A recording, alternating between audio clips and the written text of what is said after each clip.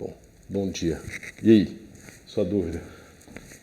Então, professor, eu acho que pode ter sido só um detalhe dele, mas lá no dia 27, o senhor escreveu uma matriz de rotação que não existe. E fez bastante conta com ela. Como a matriz de rotação que o senhor escreveu era cosseno φ menos seno φ, cosseno φ, seno φ, que tem determinante diferente de 1. Tá, diz aí. Matriz 2x2, 3x3. Ah. Cosseno. E cosseno φ. Aí mais ou menos seno. Isso. E aí embaixo do cosseno você botou outro cosseno, não poderia acontecer. Ah, não, tá errado. É seno aqui. Tá, perfeito, só para você. Tudo bem. Sempre que precisava fazer uma rotação no sentido anti-horário, eu uso essa matriz. Uhum. Tá. Para você saber o sentido, basta olhar a ação sobre o vetor, né? Mas você pode calcular isso aqui em π sobre 2, que fica mais fácil de ver. Que aí dá, né? Menos 1, aí você sabe o que está acontecendo com o x vai para y, né? O y vai para menos x. O x vai para y e o y vai para menos x. Isso.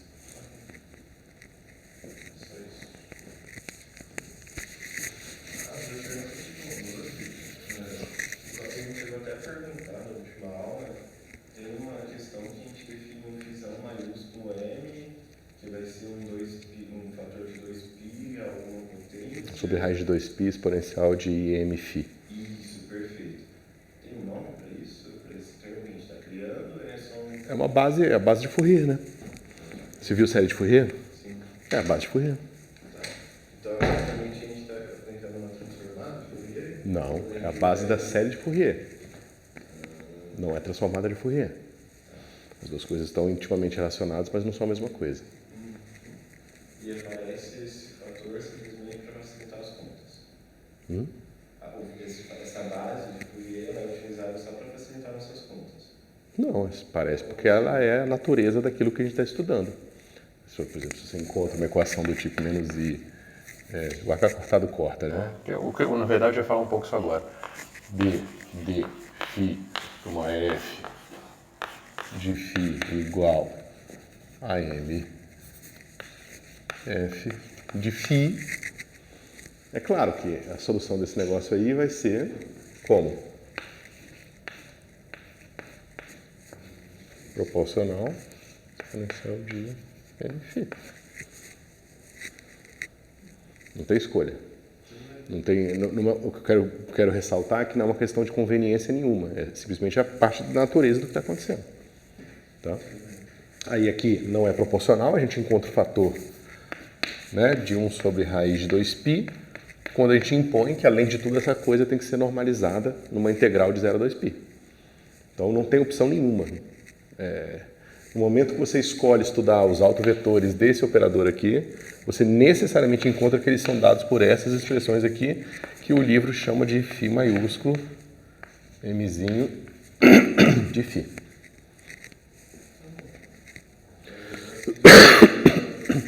Oi? Então a gente só aceita o que a natureza manda pra gente. É tipo isso. Eu tenho mais uma dúvida. Ainda não consegui apresentar na minha cabeça de maneira gráfica, porque tem uma rotação do ângulo φ, depois uma translação do valor menos epsilon. E aí a gente rotaciona ao contrário da primeira rotação e translada na direção contrária da primeira translação. Uhum. Eu não entendi o porquê que a gente não volta no mesmo lugar. Porque na hora que desenha o gráfico, parece que volta. A gente vai lá, rotaciona o sistema de coordenadas de ângulo φ. Vamos lá. Pega, deixa eu ver, só me lembrar o exercício que você está se referindo, é uma ação numa coisa escalar. Isso. Pensa que você está aqui nesse ponto. A translação é na direção x. Dos dois, na verdade. É uma translação epsilon, que vai ser epsilon x i mais epsilon y j. Ah, tudo bem, é uma direção arbitrária. Isso. Né? Mas vamos escolher uma direção x aqui. Então você saiu daqui e chegou aqui. Tá certo? Agora você vai fazer o quê? Nessa direção aqui. Então, É menos fio. oi? É uma rotação nada faz. Tanto faz, só fazer depois ao contrário. Tá certo? Então você rodou aqui φ anti-horário. Aí você chegou aqui. E agora? Translado no sentido contrário da primeira translação. Beleza, estou aqui. Mais ou menos, né? Porque aqui eu andei um pouco para cá também. Então estou aqui. Aí agora você volta de novo. Esse cara aqui tem que ser igual a esse cara aqui. Tá certo. Agora eu vou andar φ para cá. Vou botar aqui. Tudo bem. Eu achei que tinha feito alguma coisa errada, então, porque quando eu fiz o gráfico, voltou no mesmo lugar. Mas tudo bem. Deixa eu ver aqui. Quando a gente fez essa conta, a gente mostra que é igual uma translação, né? Isso, uma translação YZ x, P de x, menos uma translação YY, YZ. Isso, uma translação numa nova direção, né? Então é isso aqui mesmo. Ok, tudo bem. Tá? É só fazer o desenho. Tem que tomar só um pouco de cuidado, porque aqui a gente está transladando um ponto. Né? E a gente poderia também estar transladando um vetor. Aí é um pouco mais complicado. Tem que acompanhar a posição onde ele vai estar e como que ele vai ter girado também. Isso vai ser importante agora, na hora que a gente for definir spin. Tá? Mas você tinha tentado fazer isso, mas você não tinha conseguido. Eu tentei fazer, achei que tinha feito. Como é que você fez? Coloquei os dois eixos aqui, x e y normal. Aham, x e y. Aí eu fiz uma translação de y em x e uma translação de y em y. Ok, você veio pra cá. Isso. Aham. Aí depois disso, eu rotacionei meu sistema de coordenadas de um φ, fazendo com que ele se alinhasse com essa reta que o senhor traçou. Ok, então você girou ela até aqui, por exemplo. Isso, aí o x virou essa linha que já tinha e o y virou uma linha perpendicular no Não tem x virando o y. Não. Quem anda é o ponto, o resto está fixo. Cuidado para você não fazer simultaneamente uma transformação passiva e ativa. Aqui, exatamente. Aqui a gente está transformando o ponto e não os eixos. Os eixos estão fixos. Tá? Você transladou para cá, girou para cá. Né? Agora essa translação é assim, né?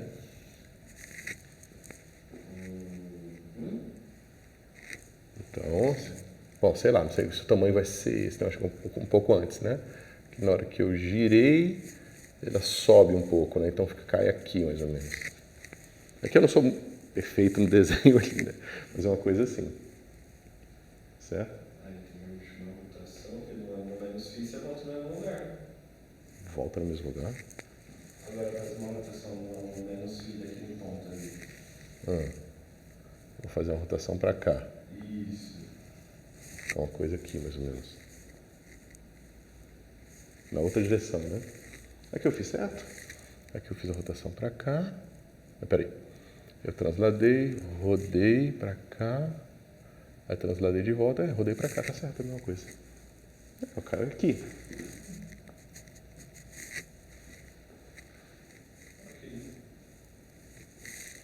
Né? No caso que comuta, é mais simples, né? Não tem rotação. Então, eu translado para cá. Tá certo?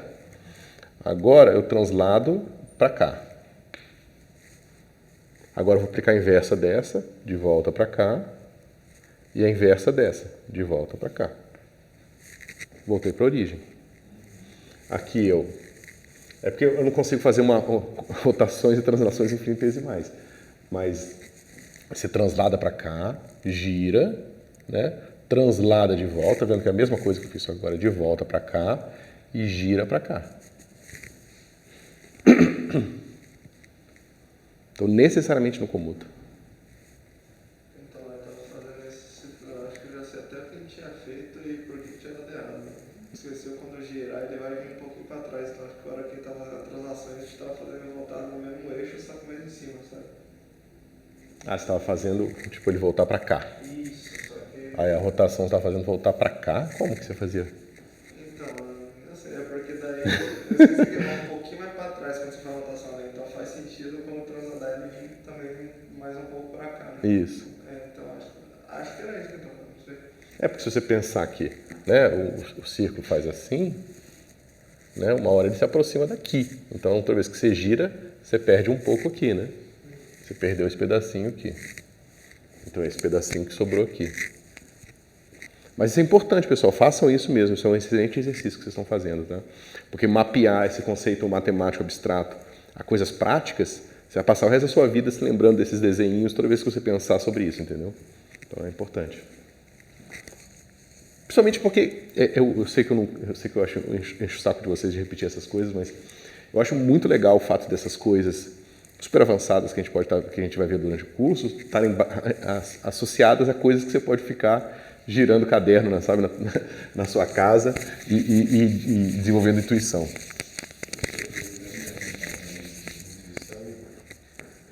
um pouco confuso quando a gente fala que vai transladar de um ângulo φ na direção K. Tentaram já me explicar por que na direção K, esse K para mim é esquisito. É porque o K não existe, né? Esse que é o problema. O K é uma mera abstração que a gente faz para representar planos no espaço tridimensional. Pelo simples fato de que no espaço tridimensional, para cada plano, existe uma direção única. Que é a direção normal. Que é a direção normal ao plano. Se a gente vivesse num espaço quadridimensional, não seria o caso. Né? Porque eu ia ter todo um plano perpendicular a um plano. Certo? Então, quando a gente fala K, a gente está implicitamente dizendo quem é, digamos que o K aqui seja, vamos dizer que esse cara aqui seja 0, 0, 1. Tá certo? O que isso está dizendo para você? Está dizendo que, na verdade, você quer E1 vetor E2. Certo? Porque isso aqui dá E3, e E3 na representação canônica é isso aqui. Então, quando alguém fala que está fazendo uma coisa na direção K, digamos que para esse K aqui, só por simplicidade, né? Implicitamente essa pessoa está dizendo, não, na verdade, eu estou me referindo a uma rotação no plano E1, E2. Inclusive é importante lembrar, porque aí o sinal do K tem importância. Porque se fosse menos K aqui, aqui seria no plano E2, E1. E1, E2 está dizendo para você que a rotação é X, né, que é essa direção aqui que eu chamo de E1, e aqui Y, que eu chamo de E2, está dizendo que a rotação é assim, é anti-horária. É tudo uma questão de convenções, tá? Mas é assim que a gente convenciona. Aí se eu botar menos K, na verdade eu estou dizendo que eu estou querendo, né? Aqui tem o menos 1 aqui, e para dar menos 1 aqui, eu preciso botar o E2 e E1. Então eu estou dizendo que é uma rotação no plano 2, 1, na direção de 2 para 1. Ou seja, agora eu estou rodando nessa direção aqui, na direção horária. É só isso. Né? Quando você escreve assim, matriz de rotação de ângulo φ na direção K.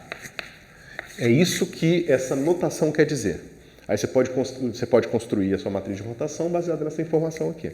Não é simples, né? Porque a gente sabe o que acontece no XYZ e é difícil transladar essa informação para um plano arbitrário. Mas também não é impossível. Tá? Clareou? Sim, bastante. É exatamente a direção na direção de Fichatão, né? Isso. Geralmente isso. Comumente a gente faz isso. Né? Bota aqui um φ, aí eu vou fazer assim, para a gente não confundir com o chapéu da quantização. Tá? Então, foi a notação que eu usei. Mas isso é polar, né? Se eu estiver trabalhando com isso daí, esse sistema de coordenadas... Não, pode ser esférico também. Ah, tá. Só não pode ser cartesiano. Quer dizer, se fizer a transformação correta, eu posso, mas... Não, como assim, cara? Tipo, esse vetor... O vetor, ele implica numa direção. Se você quer escrever ele de forma cartesiana, você pode, mas ele é um vetor. O vetor é o conceito geométrico abstrato, independe do sistema de coordenadas. Tá certo? Não tem cartesiano ou não cartesiano. O vetor é o vetor. Ele é a direção no espaço. É claro que a gente automaticamente associa, vetor é esse trio ordenado. Não, vetor não é esse trio ordenado. Esse trio ordenado é uma representação do vetor em coordenadas cartesianas. Só isso. Uma coisa é diferente da outra. Beleza?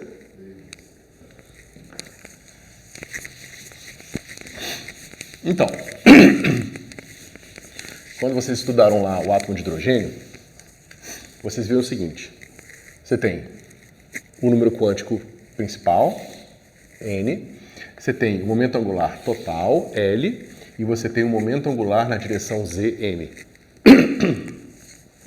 Quando esse número M é igual a zero, quanto que pode ser o L? Zero. E se o L é zero, quanto pode ser o M? Zero. De menos zero a zero. Exatamente. Quando o meu N é 1, o meu L pode ser quanto? 0 e 1.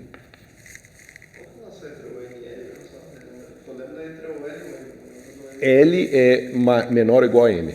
Maior que 0, menor ou igual a M. E M, quando L é 0, pode ser 0. Mas quando L é 1, pode ser menos 1, 0 e 1. Mas aí o 0 aparece duas vezes, né? Mas é 0 de qualquer forma. Então, certo? Quando esse cara é 2, aqui eu posso dizer 0, 1 e 2. Esse cara pode ser menos 2, menos 1, 0, 1, 2. Tá certo? Bom, a gente ordena da maneira que é conveniente. Aqui sim é uma questão de conveniência, tá certo? Mas veja, digamos que eu pegue um vetor com um rótulo alfa, que eu não sei o que ele designa ainda, tá certo? Mas eu quero que esse vetor seja autovetor de M, né? Ou seja, do LZ. Ou seja, eu quero que LZ aqui seja igual a H cortado M alfa M. Tá certo? Quantas possibilidades eu tenho para esse cara aqui? Né? Esse vetor aqui.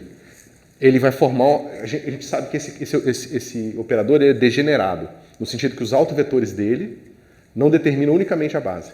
Tem mais de um autovetor com o mesmo autovalor. Né? Olha para essa tabela aqui. Digamos que o meu M seja igual a 1. Quanto pode ser o meu N e o meu L? Eu digo que o meu M agora é igual a 1.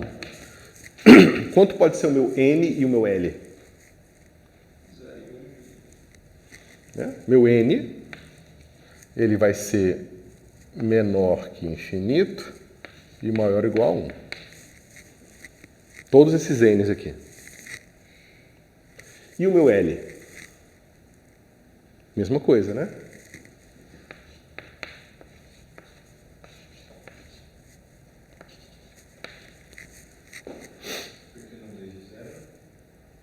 Porque o zero, esse zero aqui, ó, não tem M igual a 1. Então, se eu simplesmente falar o seguinte, eu quero estados com alto valor do LZ igual a M. Eu tenho infinitos estados. Meu subespaço degenerado é de dimensão infinita também. Eu estou tentando responder a tua pergunta lá, tá? Da última aula. O N ele não vai ter tipo um limite superior, porque quem denota esse limite superior dele é o N, só que aí você está começando pelo M. Tá? Isso, eu estou trocando a ordem justamente para chacoalhar na cabeça de vocês e vocês entenderem como é que essas coisas funcionam. Tá? Então, por quê? Porque existe dentro dos N's maior ou igual a 1 e L maior ou igual a N, maior ou igual a 1 e menor que N, existem vários estados com M igual a 1. Ou seja, eu estou fazendo a seguinte pergunta. Quantos estados existem que eu tenho um certo momento angular na direção Z, igual a 1, né, igual a M? É claro que vão existir muitos, porque o meu momento angular total, ele pode ser quão grande eu queira, mas o ângulo que ele faz com o plano XY pode ser cada vez menor. Ou seja, eu posso dizer o seguinte, eu posso dizer que eu tenho um certo componente Z aqui, do meu momento angular total. Mas essa componente Z pode ser porque o momento angular total era totalmente na direção Z, e aí a componente coincide com o próprio vetor, né? O próprio módulo do vetor, o deslocamento naquela direção coincide com o próprio módulo do vetor, mas pode ser o caso do momento angular total está aqui e ter essa projeção aqui, ou melhor ainda, ele pode estar aqui e ter essa mesma projeção aqui. Então essa aqui é a degenerescência que a gente está vindo. Existem infinitos momentos angulares que tem essa componente aqui. É isso que a gente está vendo. Tá certo? A gente escolhe a ordem daqui para cá justamente para simplificar a maneira que a gente escreve as coisas. Porque a gente sabe que se a gente define primeiro esse número quântico, esse aqui fica limitado. Se a gente define primeiro o n, a gente sabe que o L está preso entre 0 e n. E na hora que a gente define esse cara aqui, o m também está preso. Tá certo? Então, quando a gente faz isso aqui, é uma escolha de conveniência para ordenar os subespaços de dimensão finita. Tá certo? A interpretação do M é o momento angular na direção Z. O L e o N é o que mesmo? O L é o momento angular total. Total. Tá? O N, a gente vai fazer um exercíciozinho aqui no final do capítulo 12 e eu acho que vou tentar vai ficar mais claro para vocês a natureza do N. Tá certo? Quando eu estiver usando o J em vez do Lzinho, daí ele é o momento angular Total ainda, só que na direção Z. o M vai estar andando... vai ser a mesma coisa. Mesma coisa, só que em relação ao momento angular total e não só ao momento angular orbital. Tá? Então agora, por exemplo, se eu escrevo esse negócio aqui assim, ó, R, teta,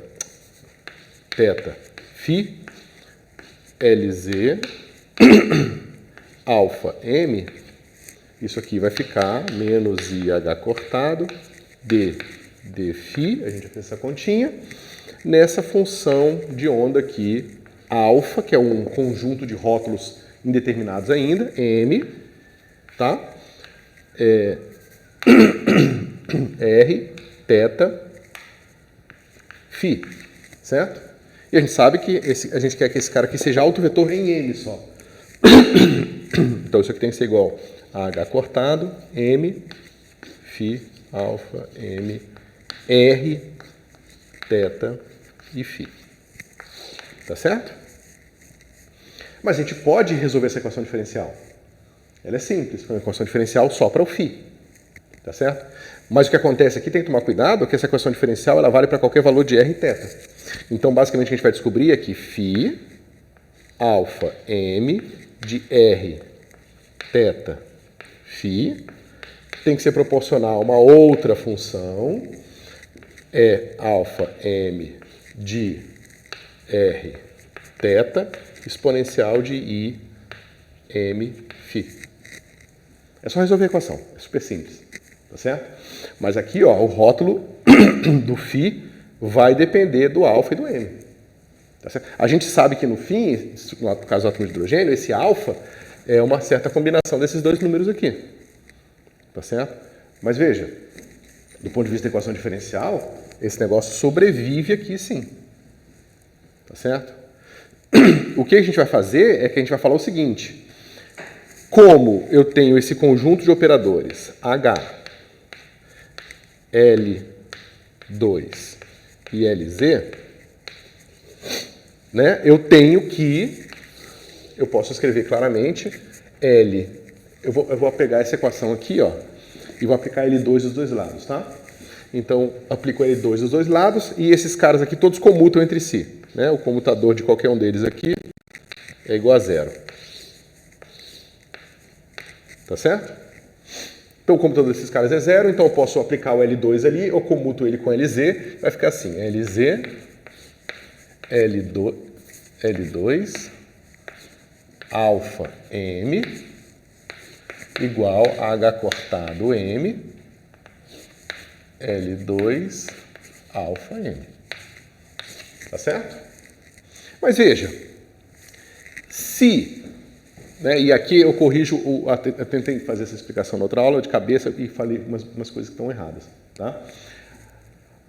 Esse cara aqui, ó, ele pode ser uma combinação linear de N's diferentes aqui. Ó. Contanto que tenha o M presente aqui, né, pode ser uma combinação linear. E na hora que eu aplicar o L nisso aqui, eu vou encontrar um vetor diferente. Ou seja, L2 alfa M não é necessariamente um autovetor, né? Ou seja, não é necessariamente proporcional a alfa M. Tá certo? Não é. Justamente, a gente acabou de ver que não é.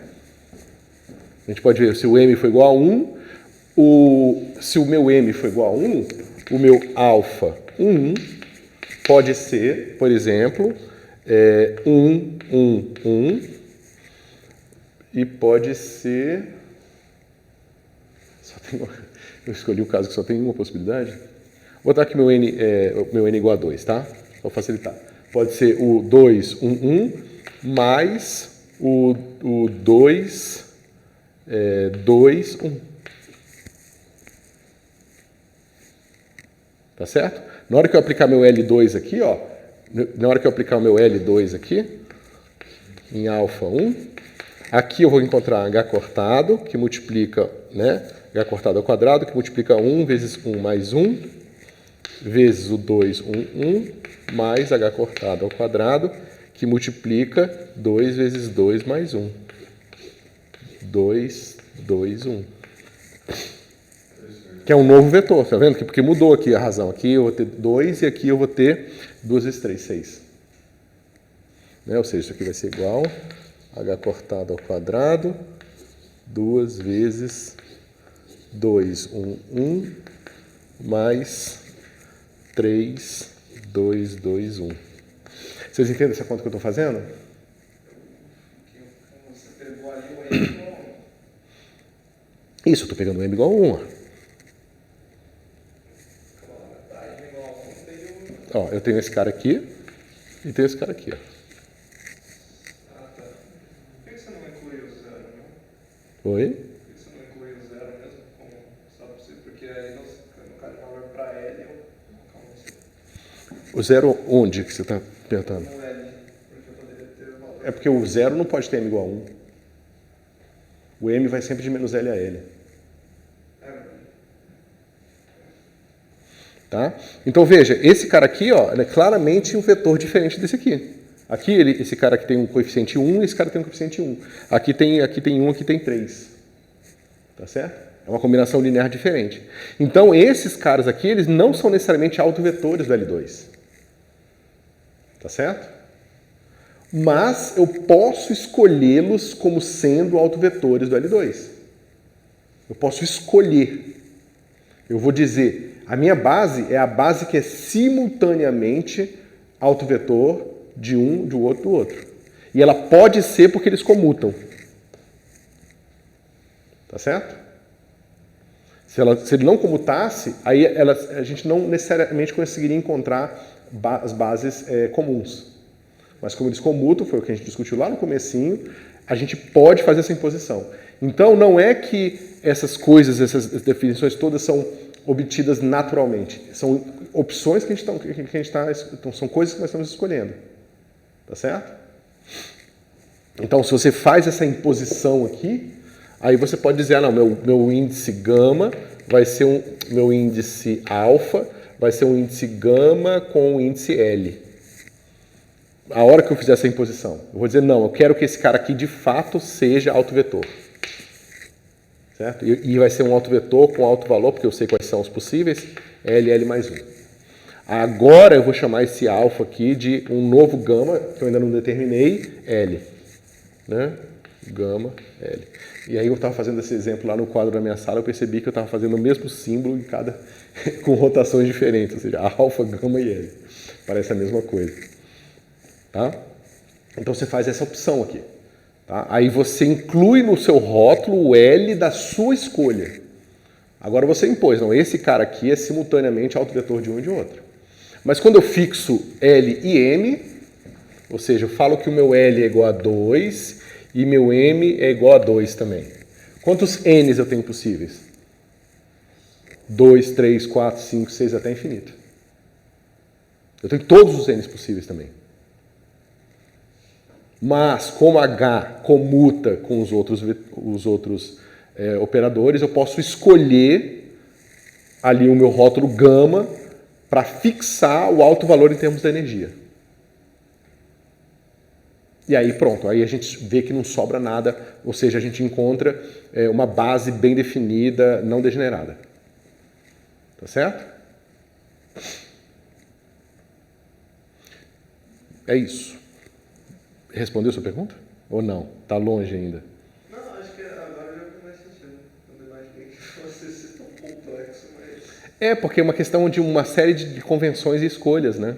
Que como as pessoas já digeriram isso aqui há muitos e muitos anos, a gente pega aquelas escolhas mais convenientes que milhões de pessoas já pensaram e já concluíram que é a melhor delas. Então, tem muita simplificação ao longo dos anos, entendeu? Então, porque vem muito pronto, parece muito mágico pra gente. E eu acho que tem dificuldade de entender por causa disso. Então, por isso que eu estou tentando abrir a complexidade da coisa para mostrar por que fizeram essas escolhas e por que ela torna as coisas tão convenientes, entendeu?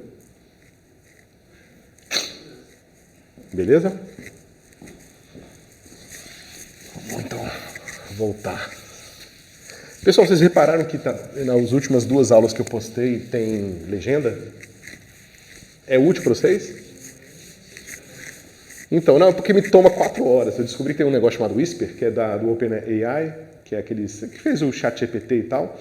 Você dá o vídeo no YouTube, ele faz o download e escuta tudo e transcreve a legenda perfeitamente. Fica muito bem feita, impressionante. E aí eu botei legenda nos últimos 2 vídeos. Eu não sei se vai ser útil, porque às vezes o áudio está ruim ou falo muito rápido, sei lá. Ou simplesmente tem uma segunda coisa para vocês terem como fonte, né, de informação. Mas aí depois reparem lá se é útil para vocês. Porque como toma 4 horas, o computador fica lá penando para fazer o negócio, eu vou fazer só se for realmente interessante.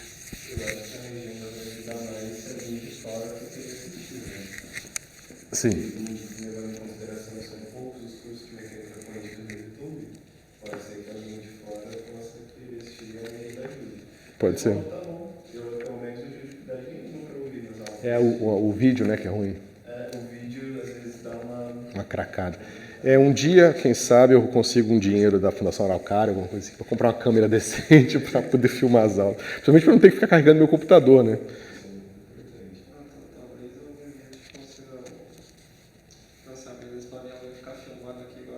Não, aí eu...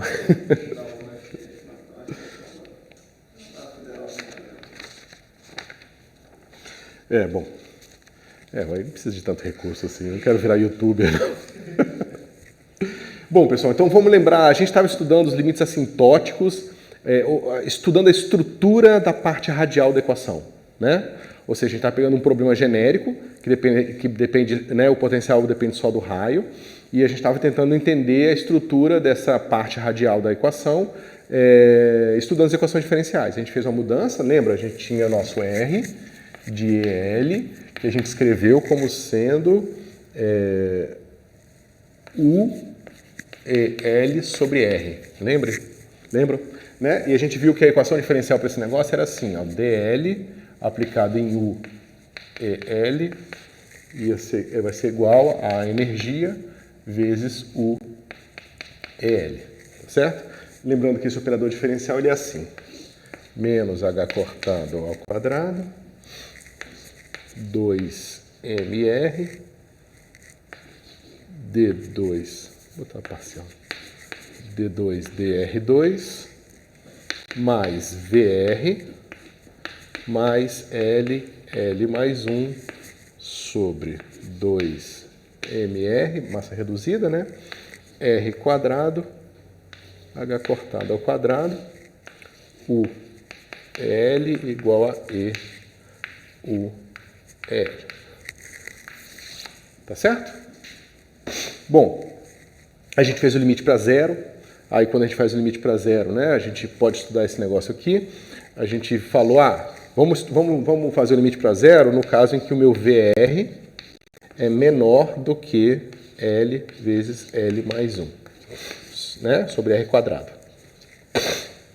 A gente quer isso justamente porque, bom, quando isso acontece, quem domina o comportamento em zero é um termo geral.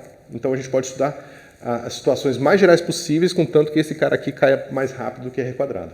Ou melhor, cresça mais lentamente do que 1 sobre R quadrado. Como o meu R está indo para 0, esse cara cresce mais rápido que, por exemplo, o potencial eletrostático é 1 sobre R. Tá certo? Mas se eu tivesse um potencial mais forte na origem, 1 sobre R ao cubo, aí ele ia ganhar desse cara aqui. Tá certo?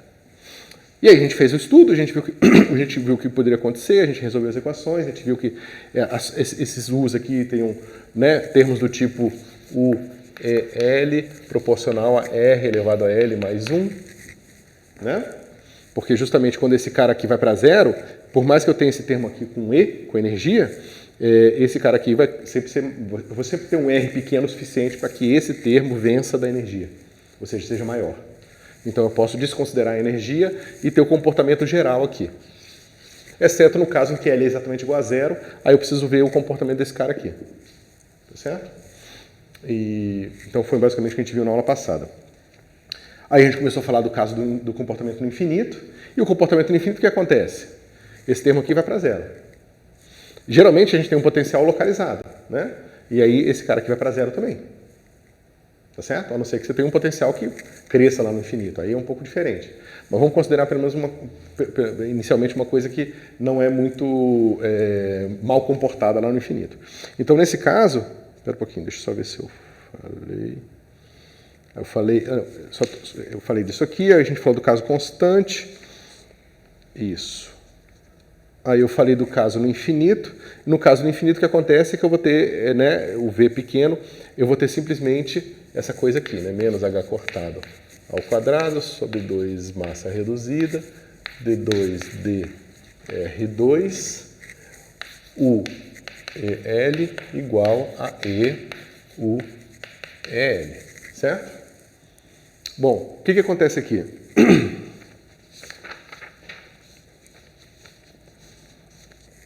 Esse caso, a gente já fez isso aqui, então isso aqui vai ficar derivada.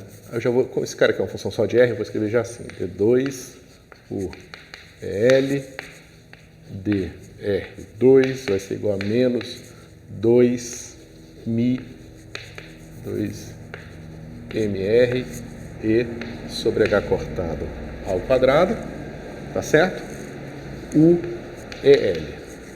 Se a energia for positiva, o que acontece com essas soluções aqui?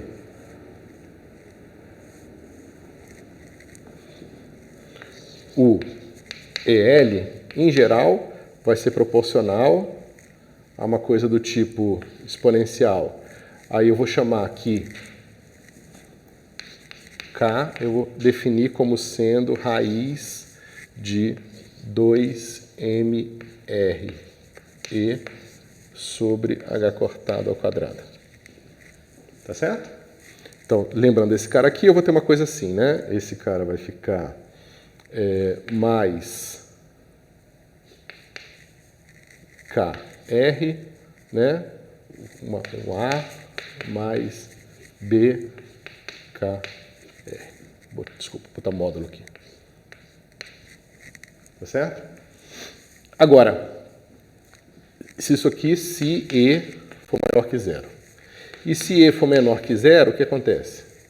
Quando eu botar o módulo aqui, eu vou perder esse menos daqui. Né?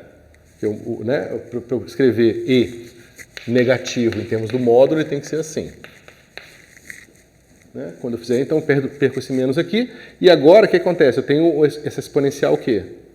Desculpa, pessoal. Aqui é I. Faltou o I aqui. Tá certo? Eu tenho menos. Derivada segunda, eu tenho que derrubar o I 2 vezes para dar o menos. Tá certo? Agora eu vou ter isso aqui. KR mais B exponencial de menos KR. Pô, estou esquecendo um monte de coisa aqui. Tá? Ou seja, quando a energia for positiva, no infinito esse negócio oscila. Quando a energia for negativa, no infinito esse negócio ou cresce exponencialmente ou decresce exponencialmente. Tá certo? Eu não quero esse termo aqui, no infinito. Certo? Porque ele explode.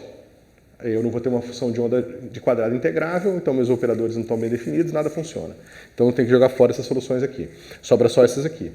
Certo? Então, nesse caso aqui, eu vou ter bases tipo onda plana, que vão me dar um espectro contínuo de todas as possibilidades, que é o que eu estava falando na aula passada, que é o caso de você jogar a pedra, ela passa perto do Sol e vai para o infinito.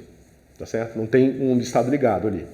Enquanto esse cara aqui vai me dar estados ligados. E esse caso aqui, ó, você vê que tem um fator de supressão exponencial em R. Né? Dá para ver facilmente que essas funções serão de quadrado integrável. E como tal, como funções de quadrado integrável, vão formar uma base completa, discreta, uma base no espaço de Hilbert de fato. Tá certo? Vão ser as bases daqueles polinômios de Laguerre, no caso do oscilador harmônico, do átomo de hidrogênio. Professor, por que o termo de A exponencial de mais IKR não explode no infinito? Porque tem o I. O I vai dar sênos e cossenos, né? E aí, como está sênos e cossenos não tem limite, né? No infinito. E como tal, você não tem nenhum tipo de comportamento necessariamente ruim, né? Nesse caso especificamente, inclusive, ele se comporta como uma coisa que vai se integrar a uma delta de Dirac. Para determinar essas constantes ali, a gente precisaria de função de fronteira, né? Isso. A gente não tem no momento. No caso, a gente tem que fazer o limite para zero também, e ver como é que faz, entendeu? E aí, justamente, lembra que a gente viu na aula passada o que acontece no limite para zero?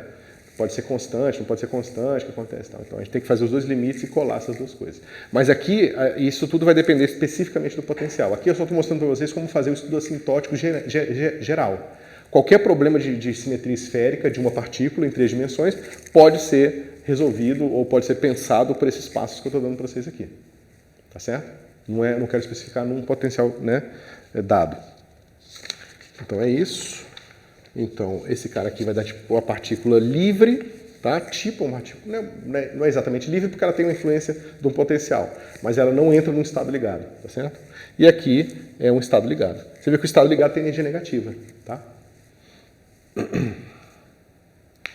Ok, agora vamos ver em relação ao potencial.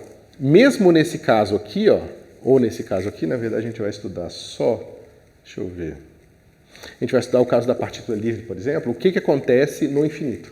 Ou seja, será que mesmo no infinito, esse potencial aqui, ele pode influenciar o que está acontecendo? Tá certo? Porque veja, a gente jogou fora, a gente falou, não, o potencial é irrelevante. Mas a gente vai ver agora que, mesmo assim, ele pode influenciar no infinito. Mas o importante aqui é o seguinte, a gente sabe que a gente tem esse comportamento aqui. Tá?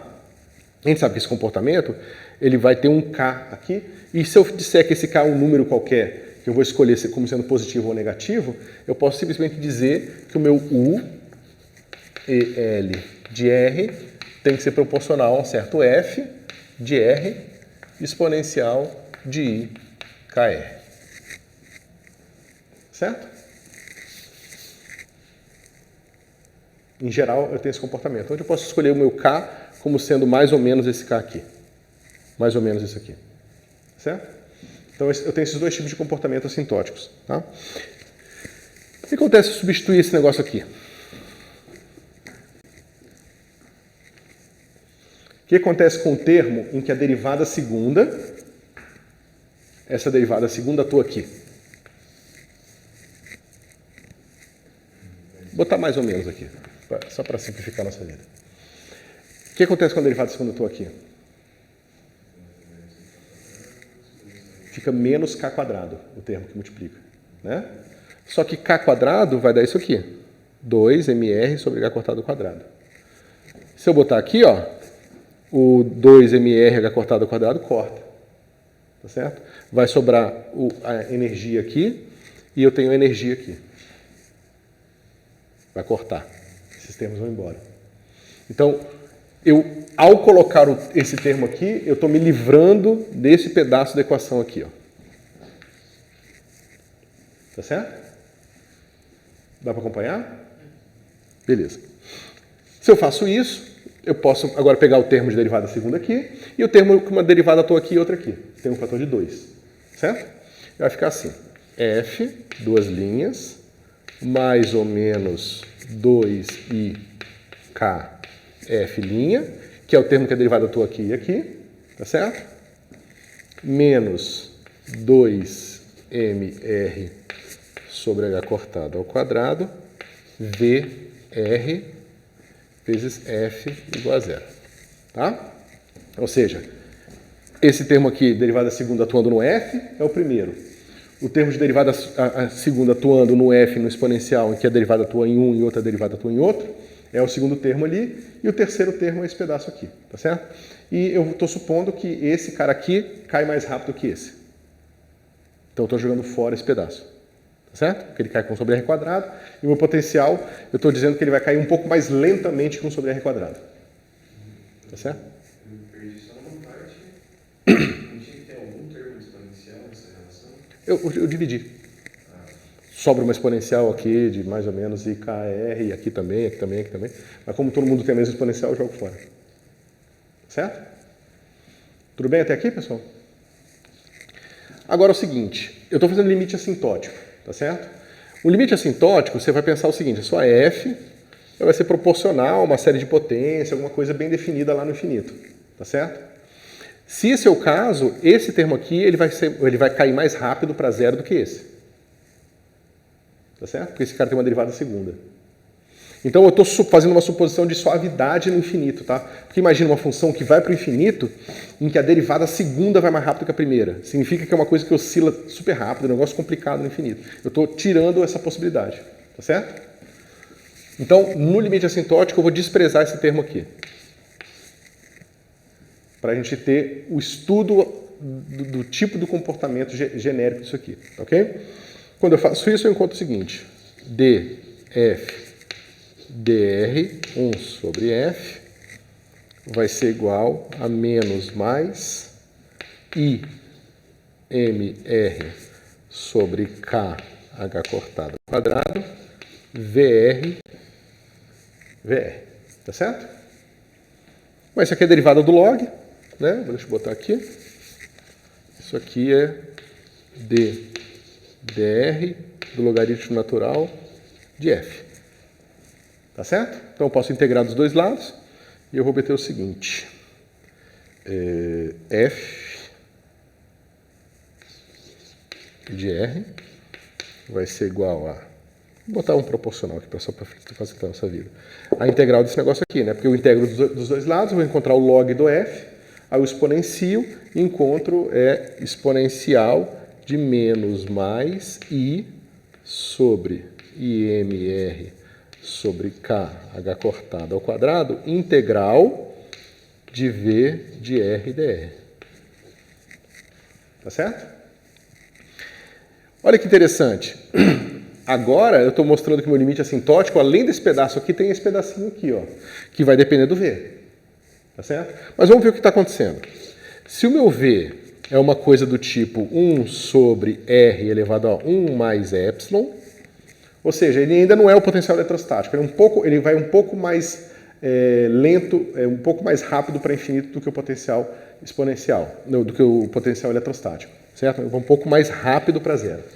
Se isso aqui está aqui, quanto é que dá essa integral? Né? Ou seja, a integral de 1 sobre R elevado a 1 mais epsilon vai ser proporcional a 1 sobre R elevado a epsilon. No limite assintótico, esse cara vai para quanto? O R indo para infinito. Esse negócio vai para zero. Então, se esse negócio aqui for um pouquinho mais rápido, não importa quão pequeno seja o epsilon, tá? Mas se ele for maior que zero, esse cara aqui não influencia. Quando eu mandar o R para infinito, esse cara aqui vai dar uma constante. Vai dar só o limite inferior da integral, que é uma constante, não influencia nada aqui no nosso comportamento assintótico. Mas aí se ele for exatamente eletrostático, o que vai acontecer com esse negócio aqui? Logaritmo natural de R. E log de R, por mais que devagar, ele explode no infinito. Tá certo? Então não posso jogar fora esse termo aqui. Tá certo? Então na hora que eu botar de volta aqui, eu vou ter um exponencial do log de R elevado a um negócio complicado aqui. Tá certo? E vai me dar um fator que depende de R aqui. É por isso que a gente chama o potencial eletrostático de um potencial de alcance infinito. O que eu nunca entendia quando as pessoas me falavam isso lá, quando eu estava fazendo graduação. Por que o negócio tem alcance infinito? 1 sobre R vai para zero no infinito. Como é que esse negócio tem alcance infinito? É porque o efeito dele pode ser percebido por mais que ele vá para zero no infinito. Tá certo? Então é isso. Qual a interpretação a gente tomou mais ou menos na exponencial aí? Aqui depende, não vai fazer nenhuma diferença. Tá? Você depois tem que fazer o limite para zero, ver o que sobra ali, mas no comportamento do infinito tanto faz, porque isso vai mudar só o sinal do seno lá, quando você expandir aquele negócio como sendo cosseno de KR mais ou menos I seno de KR, entendeu? Não vai fazer muita diferença, não. No caso em que a gente estiver estudando a parte integrável, aí faz diferença, porque esse cara aqui tem que ir embora. Só pode sobrar esse cara aqui, porque esse cara aqui não daria uma função de onda integrável, tá? Mas essa mesma coisa acontece também nesse caso, tá? Beleza. Bom.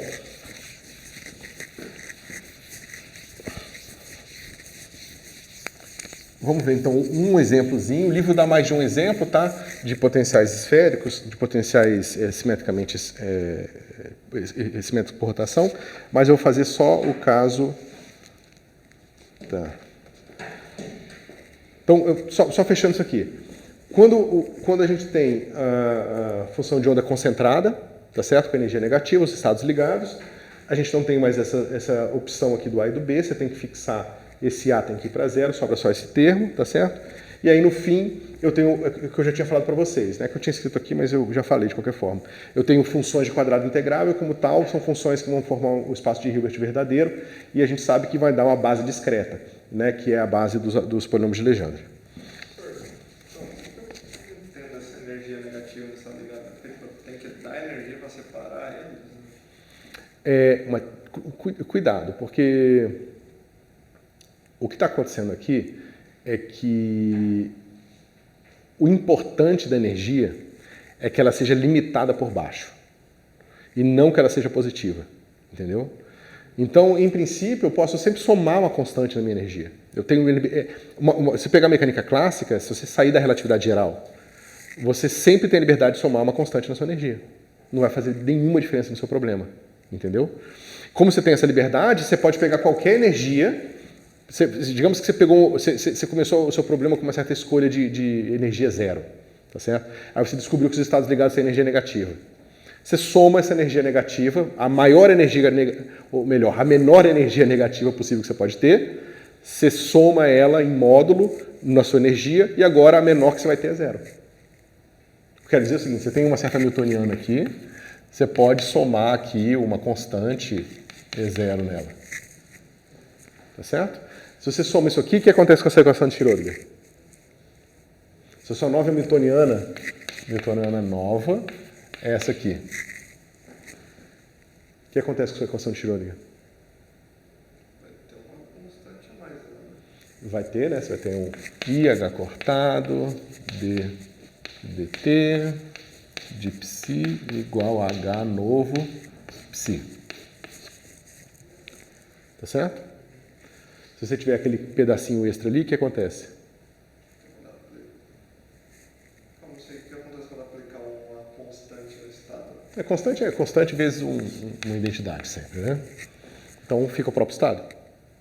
Aí você pode falar o seguinte, então eu vou pegar o meu psi e vou escrever ele como, eu vou chamar esse psi novo, tá? Eu vou pegar um psi novo e vou escrever ele como exponencial de deixa eu ver, menos I e 0t sobre H cortado. Um certo psi. Se eu substituir isso aqui, o que eu tenho? Eu tenho o problema anterior. Então a diferença dessa newtoniana aqui para essa newtoniana aqui é uma fase global. Por mais que ela dependa do tempo, ela é uma fase global. Então ela não muda nenhum observável, não muda nada. Ela é uma transformação unitária super simples no seu problema, tá certo? Então, essa newtoniana e essa newtoniana não se difere fisicamente dessa aqui. Então, a questão da energia ser negativa ou não é uma mera escolha, tá certo?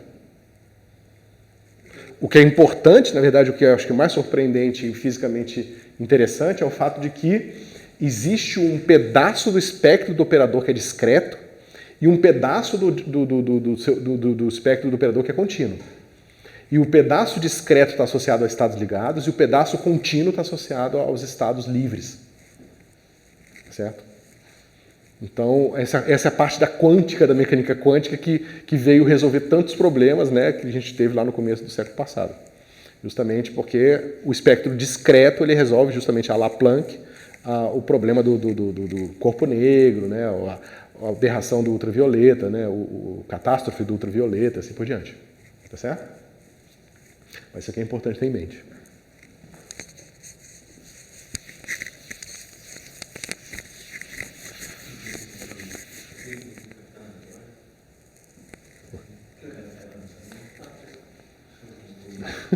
Vai lá, cara. Então vamos pensar aqui no problema do oscilador isotrópico. Deixa eu ver como é que é. Eu estou aqui de tempo. Então ele é assim.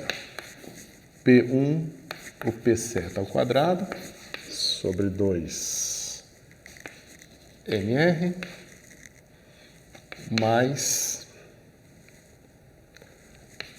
MR ômega quadrado sobre 2 e aqui o x quadrado. Tá certo? Bom, isso aqui é um oscilador harmônico, só que são três osciladores harmônicos desacoplados. Tá certo? É uma coisa hiper simples. Mas o importante é o seguinte, esse problema aqui ele só depende do módulo desse vetor e do módulo desse vetor de operadores e o módulo desse vetor de operadores. Então, o que acontece aqui com um grupo de rotação atuando sobre H? Lembra que a gente viu, né? Se eu aplico uma operação unitária assim, uma rotação no meu H, rotação, a gente viu o quê? Que isso aqui, a gente viu lá atrás, vai ser minha Hamiltoniana como função da minha rotação aplicado a x e a minha rotação aplicada no P. Lembra? Vocês lembram disso aqui? Só que a gente sabe que módulo do vetor é invariante por rotação. Então, a gente sabe que isso aqui vai ser igual a H. Então, esse oscilador é isotrópico. Então, você pode resolver como 3 osciladores harmônicos desacoplados, é fácil, tá? Mas você pode usar todas as técnicas que a gente desenvolveu agora para resolver esse problema usando esféricos harmônicos esféricos, assim por diante. Tá certo? Isso está claro, pessoal?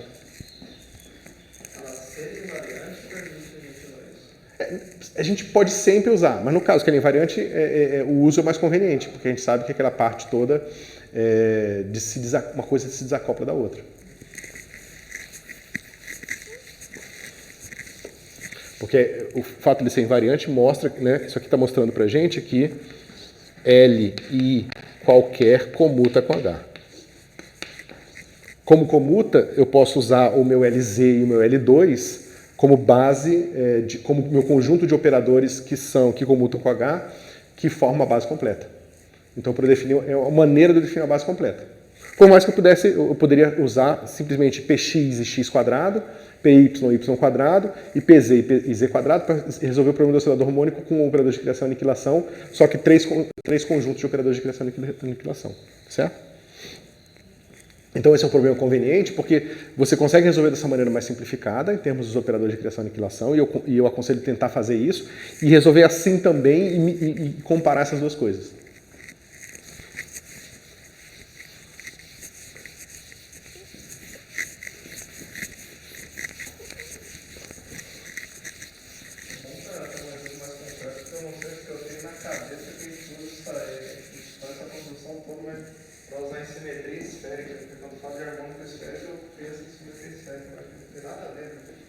Mas é simetria esférica. Não, mas a gente pode dar qualquer problema. Sim. Isso forma uma base que eu tenho 3 operadores que comum. Isso. Ah, você pode usar sempre, sim. Em várias situações você usa mesmo quando não tem simetria. Sim. Então, basicamente, isso está dizendo para a gente que a gente pode pegar a nossa função de onda e escrevê-la como sendo um certo U. A gente já viu que esse U é conveniente, tá? Mas também uma certa escolha, U sobre R. E aqui o nosso harmônico esférico. de θ. Alguma dúvida até aqui, pessoal? Nada demais, né? Aí a gente substitui essa função de onda ali e a gente obtém o seguinte. D2, dr2 mais 2mr sobre h cortado ao quadrado e menos 1. Isso, eu estou resolvendo o problema do alto vetor da vetoriana, tá? Do alto vetor é alto valor. mr ômega quadrado r quadrado menos L mais 1, h cortado ao quadrado. Não, tem h cortado aqui e aqui. É ao quadrado. 2r quadrado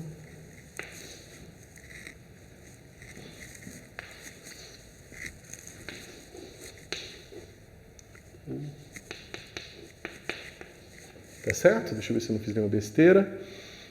Eu peguei o menos daqui, joguei no E, aqui do lado direito. Aí quando ele veio para o lado esquerdo, ele ficou com mais. Então, é o 2mr sobre h cortado, que é o pedaço que eu tenho aqui, né? Lembra que eu tenho multiplicando o d2dr2, tenho multiplicando menos h cortado ao quadrado sobre 2mr, né? Então, eu só passei para o outro lado aqui da energia. E o resto é o termo que eu já tinha, tá? Sendo que esse cara aqui, lembrando que r quadrado é justamente isso aqui, né?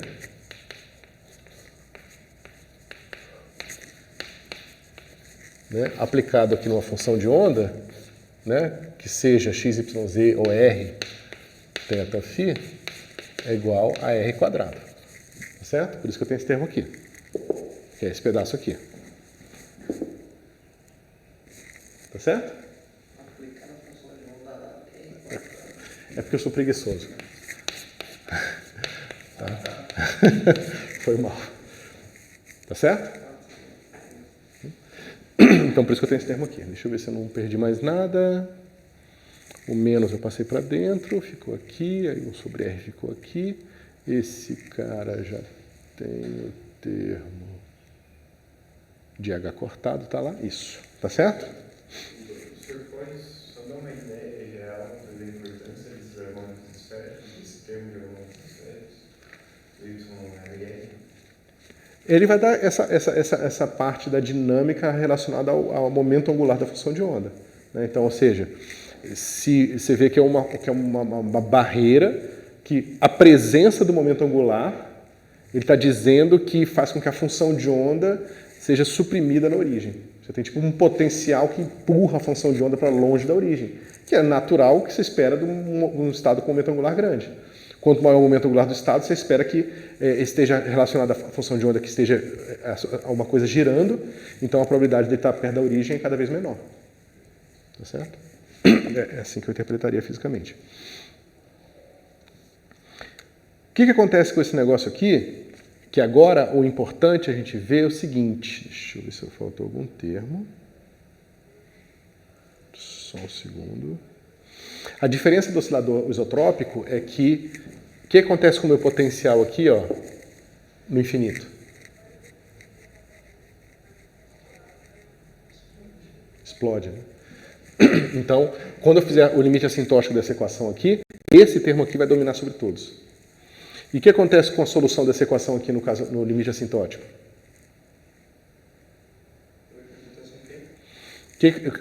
Quais são as soluções que eu tenho para equações do tipo D2, dr2, aí eu vou...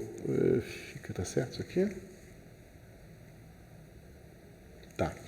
2R2, aí aqui tem um sinal de menos, vai ficar assim, menos, aí o 2 corta, vai ficar mr quadrado, ômega quadrado, sobre h cortado ao quadrado, r quadrado, deixa eu ver se não esqueci nada, 2 cortou, m ficou, tá? U e L igual a zero, lá no limite assintótico, né? Quais são as soluções dessa equação aí?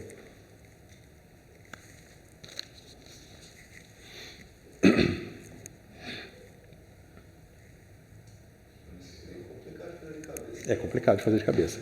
Mas o importante é você ver que se você pega esse cara aqui, ó, o L, ele vai ser proporcional a uma coisa assim, ó. Depois vocês podem se convencer disso se vocês quiserem. Tá? Onde Y vai ser igual a M ômega sobre H cortado elevado a 1/2 vezes R. Certo? Ou seja, esse cara é tipo uma gaussiana. Quando eu calcular uma derivada primeira aqui, o que acontece? Derruba um R. Quando eu calcular outra derivada, derruba R de novo. Tá? Então, para obter esse tipo de termo aqui, ó, eu vou precisar de soluções desse tipo. Certo? Vocês podem fazer com o método de Frobenius, do método que vocês gostarem mais. Tá certo?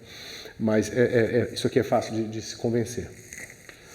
Bom, então você tem uma coisa que é ultra concentrada. Tá? Você vê que aqui o que está acontecendo é que a gente não tem uma situação como o átomo de hidrogênio. A gente não vai ter um espectro contínuo. Porque aqui, você vê que essas funções aqui elas vão ser super integráveis, né? Porque você vê que um termo exponencial ele ganha de qualquer termo polinomial. Então você pode multiplicar isso aqui por qualquer polinômio, que são os operadores mais importantes que a gente tem, né, observáveis importantes, que essa função de onda continua integrável. Tá certo? Então, isso aqui vai sempre estar dentro do espaço de Hilbert bem definido, bonitinho. E é, no fim, por isso, uma das razões que a gente faz quase tudo em termos de base de osciladores harmônicos. Tá certo? Então, esse cara vai dar ultra concentrado e é fácil de ver por quê, né? O potencial ele vai para o infinito. Então, ele está puxando, é um oscilador harmônico. Se você estica, quanto mais você estica a mola, né, pelo menos a mola idealizada, mais forte ela puxa de volta. E se você vai para o infinito, ela vai puxar infinitamente forte, entendeu? Então ela não vai permitir estados desligados, estados livres. Tá certo? Isso a gente está vendo matematicamente, estudando simplesmente o limite assintótico da equação. Tá certo? Não tem aquele pedaço do espectro diferente. Aí a gente não está fazendo um problema específico, né? Está falando de átomo de hidrogênio nem nada. É um oscilador harmônico. É um oscilador isotrópico, ou seja, é um oscilador harmônico desse tipo aqui, em que ele não depende de uma direção. Ou seja, aqui você poderia ter tipo um ômega diferente para cada direção. Mas eu estou botando um ômega comum para todas as direções. Por isso que ele é isotrópico. Aí a gente pode usar as técnicas dos harmônicos esféricos para fatorar a parte angular da coisa. Tá certo? Ok. Então, inspirados por esse limite assintótico, a gente pode procurar soluções gerais que sejam dessa forma aqui. Exponencial de menos y quadrado sobre 2, v de y. Certo? Eu sempre posso fazer uma troca de variável dessa. Sempre. Então, eu substituo isso na minha equação diferencial e obtenho o seguinte. V, duas linhas, menos 2, y, v', mais 2 lambda menos 1 menos L mais 1 sobre y quadrado, v igual a 0. Tá certo? Então, você vê que a gente faz esses estudos do limite assintótico muitas vezes para a gente poder reescrever nossa equação fatorando um certo comportamento que a gente já conhece dela, entendeu? Que foi o que a gente fez aqui. E agora a gente tem essa equação aqui. Quem fez lá Física e Matemática comigo, ou quiser olhar lá nas aulas do YouTube, vocês vão ver que esse caso aqui você pode resolver por aquele método da função geradora, tá certo? Deixa eu ver. O método de Frobenius vai sempre funcionar porque você tem um cara que diverge tem um polo duplo aqui, que é o proporcional a V. Como ele tem polo duplo e proporcional a V e não tem polo nenhum aqui, então esse cara aqui pode ser resolvido por Frobenius, tá? O problema é que se você resolve esse negócio por Frobenius, você vai encontrar duas soluções, como você sempre encontra, tá certo? Só que elas vão ter comportamentos esquisitos no infinito, ou na origem, tá certo?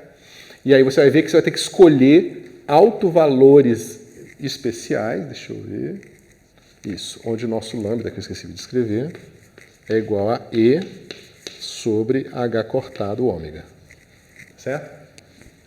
Então você vai ver que nem toda energia vai dar um V bem comportado, tá certo? Vai ter situações em que a energia aqui vai dar um V que explode no infinito, ou seja, que está fora do domínio de funções que formam um espaço de Hilbert. Então a gente tem que jogar fora. Então Então, se você usar o método de Frobenius é mais complicado, mas eu acho que com uma transformação simples de coordenada aqui, dá para você botar isso para você resolver em termos de fórmula de Rodrigues. Tá certo? Mas vocês lembram disso, né? Lá em Física Matemática, vocês veem que algumas escolhas especiais do alto valor fazem com que a sua série de Frobenius seja truncada e, portanto, não tenha mais aquele comportamento assintótico ruim. Certo? Beleza.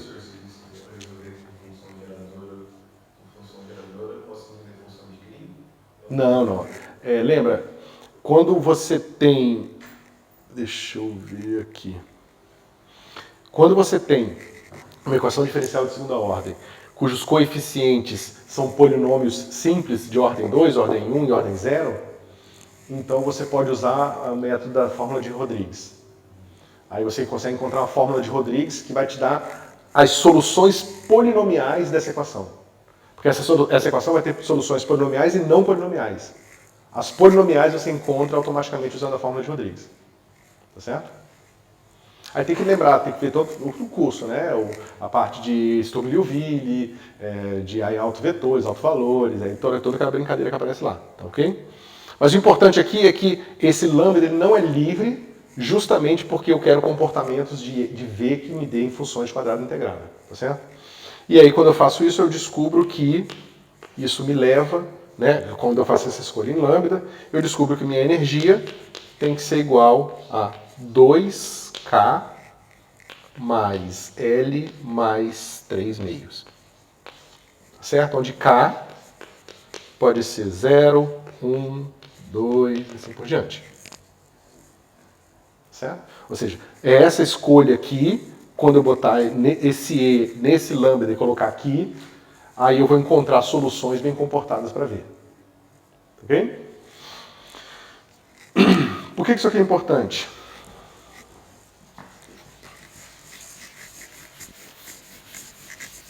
Isso aqui para ilustrar um pouco mais a questão que a gente estava falando lá no comecinho da nossa aula. A gente pode falar, a gente vê que a energia é dada por essa combinação de dois fatores aqui, ó. Tá certo? Mas como essa energia depende desses dois fatores, a gente pode escolher um novo rótulo, N, e a gente pode definir ele como sendo 2K mais L. Porque aí eu associo esse N à minha energia. Entendeu? E encontro um rótulo único associado à energia que não mais mistura o L e o K. Isso é a mesma coisa que acontece lá no átomo de hidrogênio. Tá certo? Então a gente tem o seguinte. Para cada N, o que acontece? L tem que ser igual a N menos 2K. É isso? Isso. Ou seja, isso aqui pode ser N menos 2, N menos 4, até chegar em 0 ou em 1. Tá vendo que interessante? Aqui, ó, o meu K, ele pode ser de 0 a infinito. Aqui o meu L pode ser de 0 a infinito também. Tá certo? Então eu tenho esses três índices que não tem limite superior. Mas eu fazendo esse truque simples aqui, ó, eu quebro isso. Que agora eu rotulo a energia primeiro. Tá? Ou seja, o número quântico mais importante para mim é da energia. Então eu falo, não, beleza, então para cada energia, quais são possibilidades que eu tenho para as outras coisas? Então para dado um N, eu sei que o meu L tem que ser positivo, então nem todo K é possível. Mas como tem esse fator de 2 aqui, ó, fica um pouco diferente da energia da mecânica, do átomo de hidrogênio. Porque agora eu não tenho todas as possibilidades. Por exemplo, se o meu L for igual a 0 ou 1, o meu K só pode ser 1. Só pode ser, se for 0 e 1, o meu K só pode ser 0. Tá certo? Como você calculou esse termo para energia de velocidade K mais 0? Então, isso aqui que eu estou falando para vocês, é que não dá tempo da gente fazer tudo, mas você tem que resolver essa equação, encontra o método de Frobenius, aí no método de Frobenius vai dar uma série infinita, uma série de potências infinitas, essa série de potências, para ela ficar truncada e ter o comportamento bem definido na origem no infinito, você precisa escolher essas energias aqui. Mesma coisa que acontece sempre lá no curso de Física e Matemática. Tá? E aí você faz essa escolha de número quântico para simplificar, para simplificar a vida, tá certo? E agora a gente começa a inverter a coisa.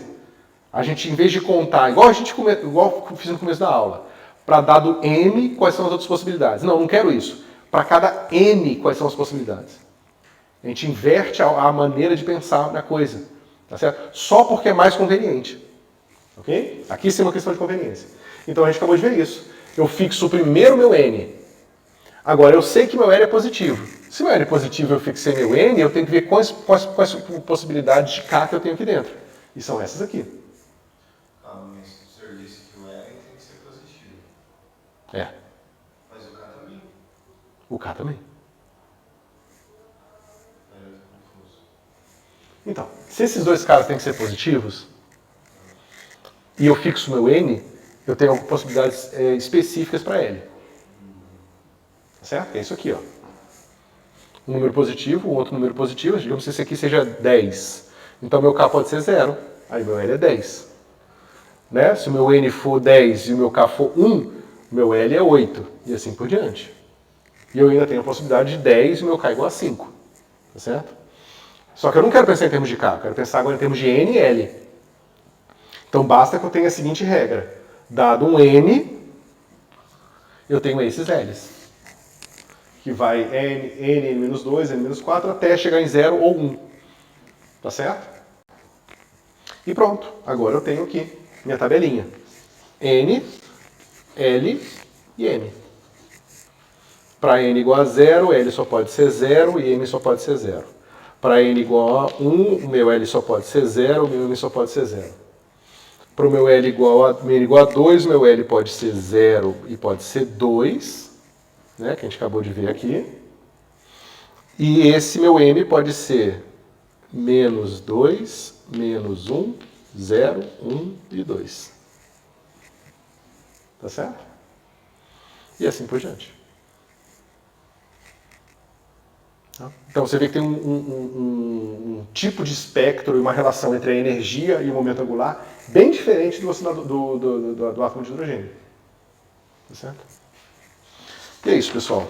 Isso encerra nosso capítulo 12. Tá? Só para começar a fermentar isso na cabeça de vocês, eu quero falar um pouco sobre spin.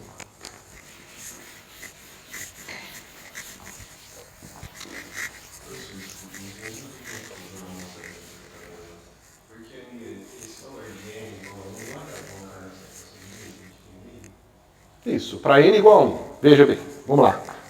Bota aqui n igual a 1. Resolve essa equação aqui e encontra todas as possibilidades de K e L. Tudo bem, você K igual a 0 e L igual a 1. Isso. Pera. Acho que eu escrevi uma coisa que está faltando aqui para vocês entenderem. Peraí. Não.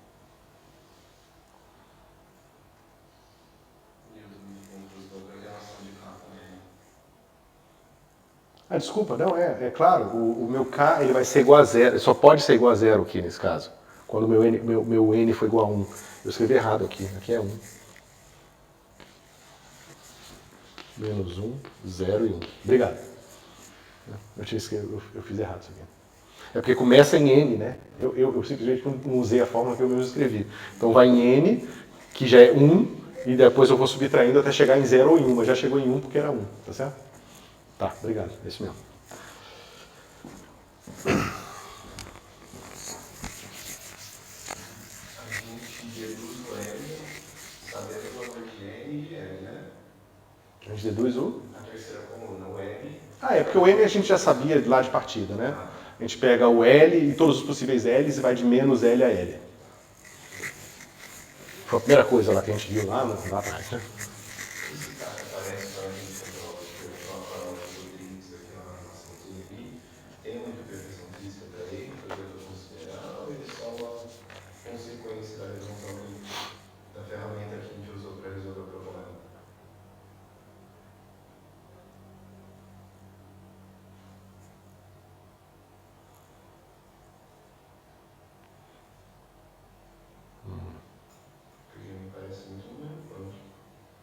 Parece o quê? Muito número quântico.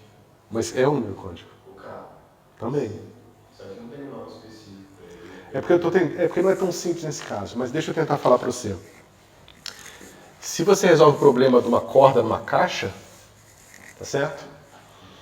O que acontece é o seguinte, você tem várias funções. Porque, veja, eu estou resolvendo o problema da corda numa caixa. Aí eu quero, por exemplo, estudar o operador D2, DX2 aqui da corda, tá certo? O que acontece aqui dentro é que esse operador, ele está associado a essa maneira que um pedacinho da corda se liga ao outro. A derivada segunda justamente o pedacinho da corda, na hora que um vai para cima, puxa do lado. Tá certo? E esse operador está dizendo isso aqui. Só que isso aqui não diz tudo sobre o nosso problema. Porque o que eu estou dizendo é que aqui nessa bordinha aqui, ó, nessa borda aqui, essa corda está amarrada. Então ela não consegue se mexer de qualquer jeito aqui. Isso implica alguma coisa sobre esse operador aqui. Que implica alguma coisa sobre ele aqui. Ou seja, essa informação de como a corda se amarra num ponto se propaga através da estrutura do seu operador diferencial. Então, se você estudar funções aqui nessa caixa fechada, você vai ter funções com um comportamento qualquer aqui, que diz justamente sobre não haver nenhum tipo de imposição do comportamento, da função na borda. Quando você estuda essas funções, elas vão ter espectros, ou seja, esse operador vai ter um espectro contínuo, você vai ter todos os tipos de função ali dentro. Quando você impõe uma coisa sobre essa função, ou seja, essa função é bem comportada, essa função é fixa aqui e fixa aqui, você reduz a classe de funções que satisfazem aquelas condições. Você se reduz a uma classe de funções que satisfaz aquelas condições.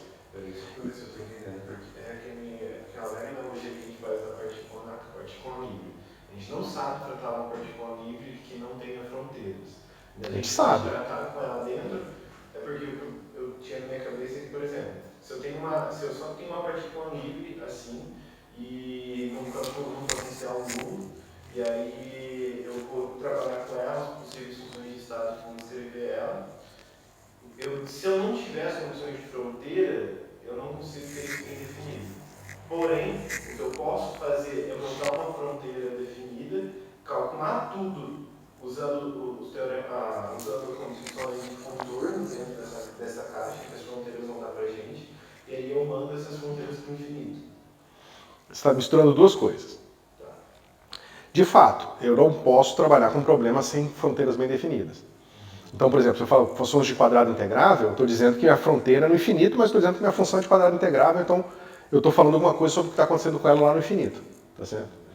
Então, isso é uma coisa.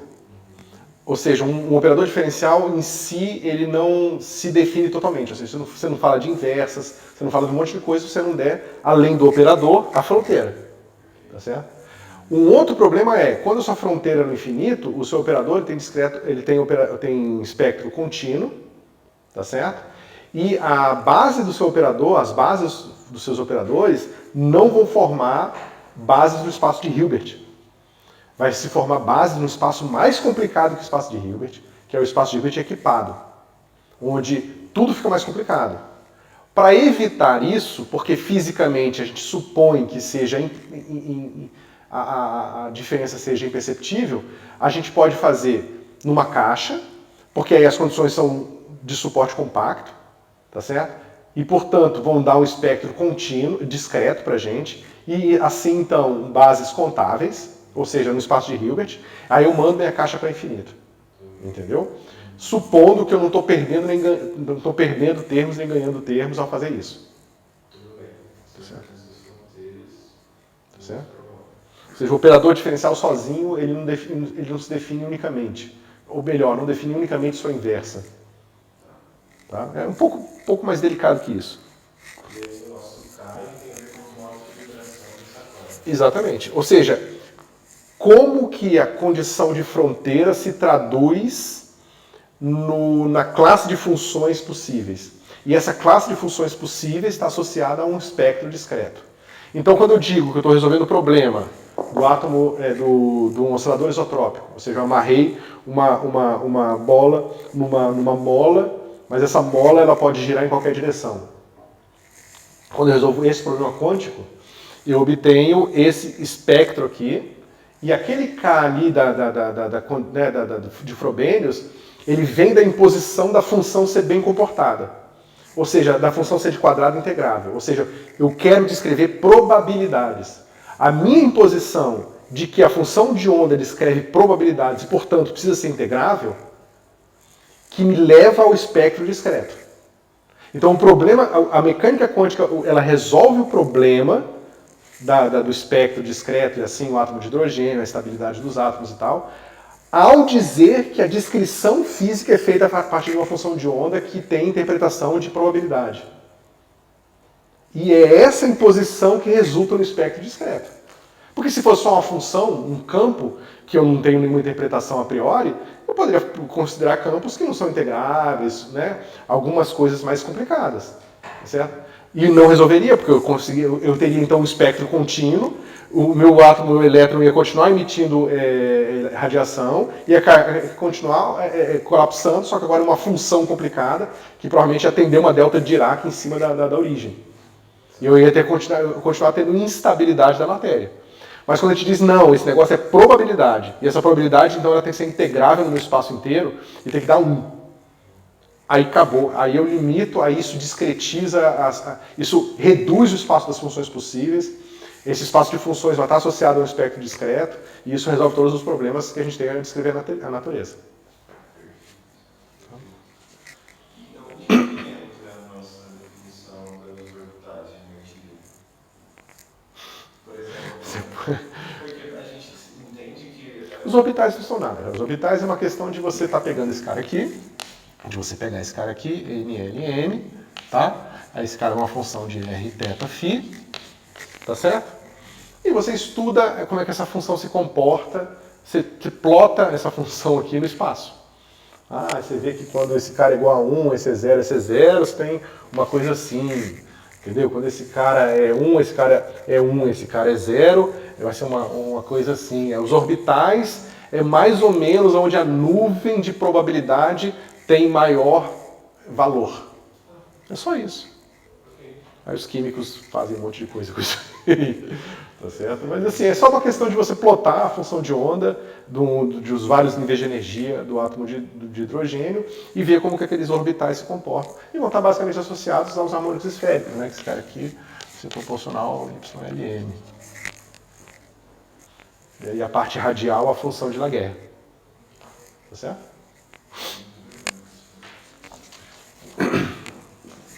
Então vamos lá.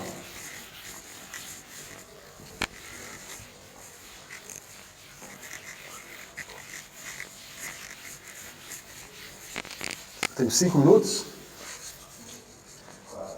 Porra. Tá. Então vamos lá. Como eu falei para vocês, a gente pode dizer o seguinte. A gente tem a nossa função de onda, né? E a gente estava trabalhando a nossa função de onda como uma função de onda assim, x, y, z, certo? Mas do ponto de vista do grupo de rotação, a gente viu muito bem que a gente pode ter funções de onda do tipo vetorial, x, y e z, tá certo? Quando eu faço uma rotação aqui, a gente sabe como esse cara gira, tá certo? Se esse cara aqui for um vetor tridimensional, como a gente estava acostumado, esse negócio aqui vai ser uma coisa assim, né? Esse x, y, z, e1, mais os outros. E aí foi aquela fórmula que eu escrevi numa outra aula para vocês. Esse negócio gira, esse vai girar numa direção, essas componentes giram na outra, mas eu sei como funciona tudo. Tá certo? Mas a gente viu que essa representação de 3 componentes é simplesmente aquela representação de L1. A gente estudou o nosso grupo de rotação, aqui vou botar o JI genérico, e a gente viu que quando a gente representa esse cara aqui em termos de matrizes, naquela base JM, a gente descobriu que esse negócio é assim, ó. Ele tem um pedaço escalar, uma representação 2x2, uma 3x3, uma 4x4. Então esse cara aqui é uma matriz 1 por 1, uma 2 por 2, uma 3 por 3, uma 4 por 4, tá certo? E esse cara aqui, ele está associado a, desculpa, J, a J0, esse pedaço aqui, a J1, a J meio, esse a J1, esse cara aqui, a J3 meios, e assim por diante. Tá certo? Então, não tem nenhuma razão para eu escolher esse cara aqui como sendo um vetor tradicional tridimensional. Ele pode ser qualquer representação do grupo de rotação. Tá certo? Então, o meu psi, θ, de x, y, z. Agora eu vou usar essa seta no sentido mais geral. É simplesmente um vetor num espaço que eu não determinei ainda. Ele pode me dar qualquer coisa aqui. Vou ter aqui o y1, y2, todos esses funções de x, y, z. Certo? Psi3, Psi4, Psi-n. O cérebro falhou. Então, eu tenho isso aqui. Tá certo? O meu psi, ele representa qualquer combinação de componentes. Certo? Mas, a gente descobriu o seguinte. A gente descobriu que, ao aplicar uma rotação nesses caras aqui, ó, em qualquer tipo de representação do grupo de rotação, eu vou ter blocos que nunca se misturam. Então, digamos, isso aqui pode estar associado a uma representação de J1. Esse cara aqui pode estar associado, né? Esse cara associado a uma rotação de J1. Esse cara aqui de J meio. Claro que eu poderia ter aqui o 4, o 5, o 6, e eu poderia ter esse pedaço aqui, junto com esse cara aqui, associado a uma J meio também. Tá certo? Ou uma combinação de qualquer... Eu poderia simplesmente depois reordenar os elementos do meu vetor para blocar e botar os de J menor para cima, os de J maior para baixo e deixar essa ordem aqui. Tá certo? Então, eu estou tentando descrever a natureza. Eu acabei de perceber que a natureza ela permite descrições mais complicadas da minha função de onda. Tá certo? O que acontece é o seguinte. O que esses caras aqui têm em comum? Eu estou descrevendo uma função de onda de uma partícula. Tá certo? Mas eu posso muito bem não estar descrevendo uma função de onda que seja só de uma coisa. Eu posso descrever uma função de onda que seja de duas coisas. Tá certo? Mas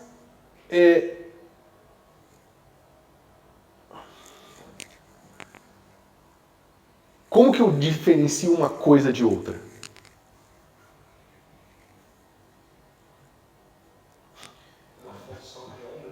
Não, uma coisa de outra. É. Como é que eu diferencio uma cadeira da outra?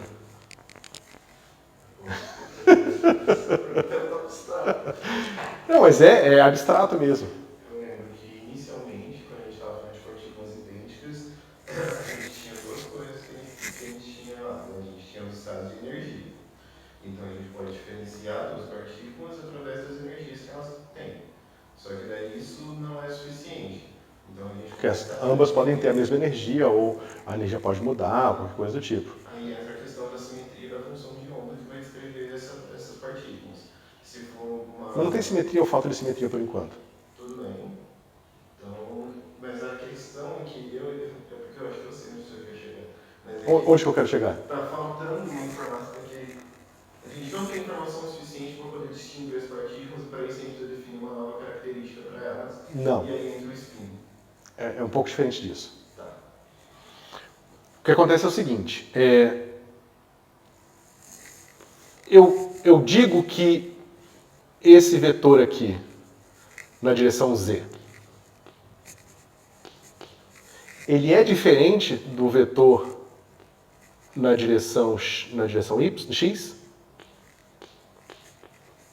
Um vetor na direção z, veja a minha frase, um vetor na direção z é diferente de um vetor na direção x?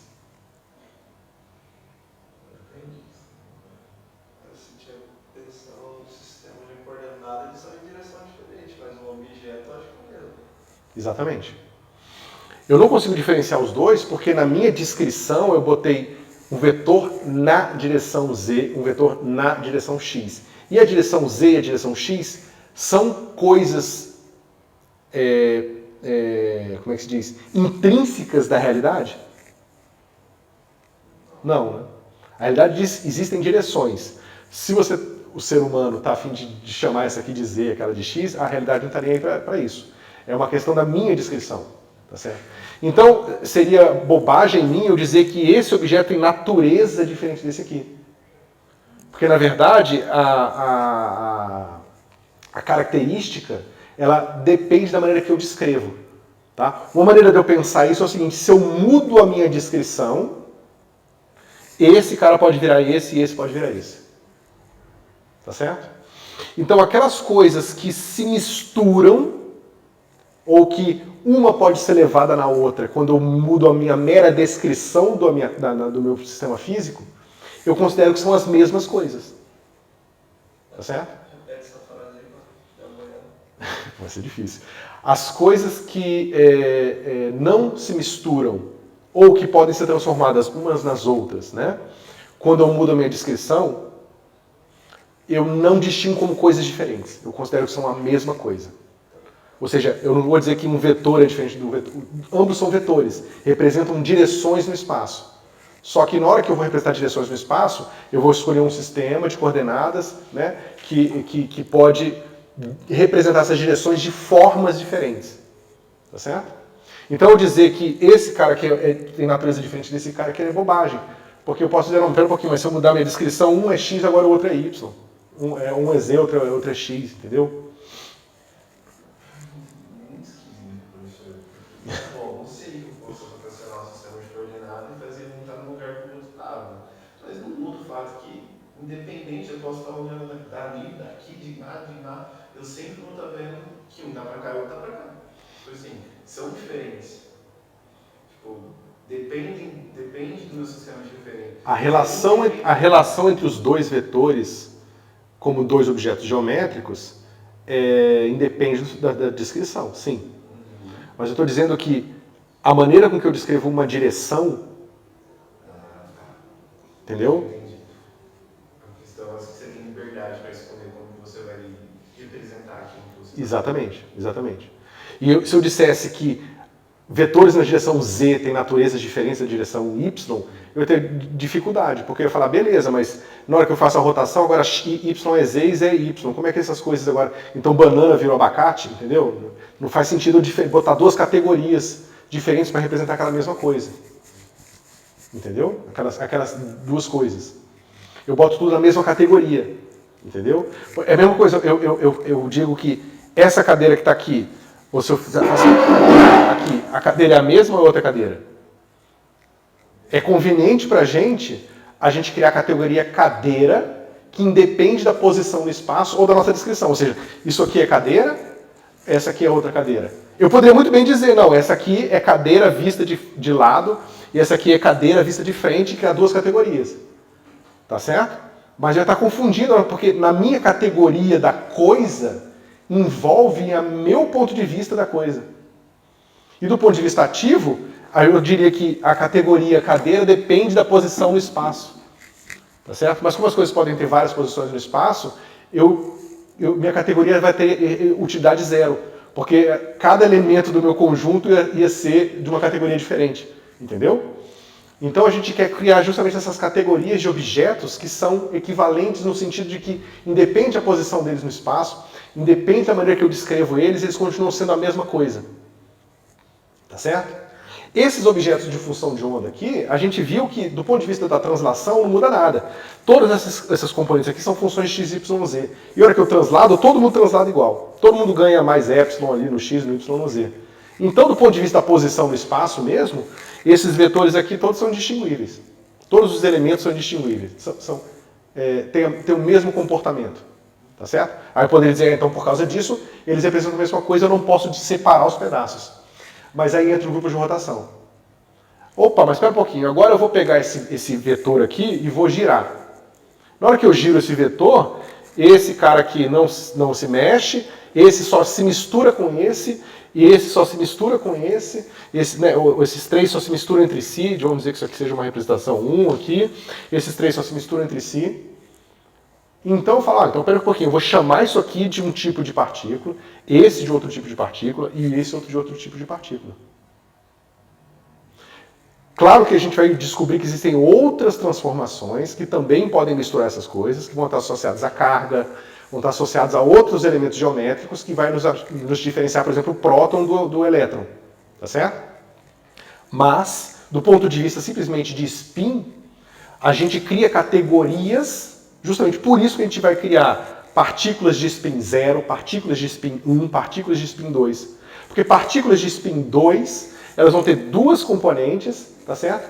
E não faz sentido eu falar que isso aqui é uma partícula e isso é outra. Porque se eu mudo o meu sistema de coordenadas, essa componente do spin se mistura com essa aqui. Da mesma forma que a cadeira se mistura na hora que eu mudo ela de posição. Mas a categoria cadeira ainda continua sendo útil para mim. Tá certo? Mas em princípio a gente poderia fazer um estado, que é o produto tensorial, no caso aqui, a soma direta dessas coisas todas aqui, tá certo? E eu poderia dizer que existe um estadão gigante que representa todos os campos da natureza. Não tem nenhum problema fazer isso. Eu boto ali o Higgs, eu boto todos os leptons, eu boto todos os baryons e uso um campo gigante, né, e descrevo toda a natureza de uma vez. Só que isso não é conveniente pra gente, porque a gente estaria misturando categorias de coisas diferentes. Tá certo? E como essas coisas podem ser categorizadas a partir do grupo de rotação, a gente usa isso justamente para separá-las. Tá certo? Porque se você pegar na prática, pega a newtoniana lá que o pessoal bota em camiseta e tal, do modelo padrão. Você vai ter termo lá do eletromagnetismo, você vai ter os fermions, vai ter o bóson de Higgs, vai estar todo mundo lá. Do ponto de vista da dinâmica, um elétron não existe. Porque o elétron ele pode estar andando aqui, aí ele emite um fóton vira um para-elétron-pósitron, e aquele estado que era um elétron, depois é um estado, mesmo que virtual, um estado que agora tem um fóton, um elétron, 2 elétrons e um pósitron. Tá certo? Até só que o elétron existe? Né? É meio estranho, porque na verdade ele pode existir momentaneamente, mas quando o tempo passa, aqueles estados se misturam, porque todos os elementos do modelo padrão, né, de partículas, eles estão acoplados. De uma forma ou de outra, eles estão acoplados. Tem algumas regras de seleção que proíbem alguns tipos de transição, mas isso significa que não existam transições nenhuma. Né? Então, essa nossa categorização aqui ela é conveniente devido a sistemas físicos onde as coisas permanecem sendo as coisas. Se a gente vivesse, se a temperatura aqui dessa sala ficasse de repente igual da superfície do Sol, nós não nos distinguiríamos mais. Porque a gente ia ser destruído, os nossos átomos todos iam se misturar, entendeu? E aí eu dizer que o átomo que era o Sandro há alguns minutos atrás, os átomos estão ali, aquilo lá, não vai ter nenhum tipo de utilidade pra gente. Aquela categoria pessoa não existe mais porque nós teríamos sido destruídos, entendeu? Então, você vê que a categoria ela depende também da dinâmica, de certa forma, e da aplicação prática daquela coisa, certo? Então, basicamente, a gente descobre que existem essas possíveis representações da função de onda, tá certo? E aí eu poderia dizer, então, esse cara aqui poderia ter uma representação arbitrária do grupo de rotação, mas eu falo, não, eu posso primeiro separar as categorias e estudar as categorias em separado. E a gente vai focalizar e estudar justamente a categoria mais simples do que aquela que a gente já estudou. A gente estudou a escalar, que é a função de onda bonitinha que não gira, não tem componente. A gente vai estudar a próxima, que é o J meio, que é spin 1, que é spin meio. Tá certo? Que é o capítulo que a gente vai começar a ver a partir de sexta da semana que vem. Tá certo? É isso, pessoal. Então é por isso para vocês ficarem viajando aí no feriado.